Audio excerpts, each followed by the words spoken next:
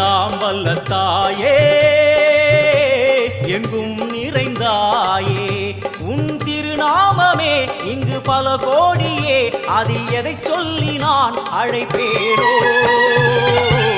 எல்லாம்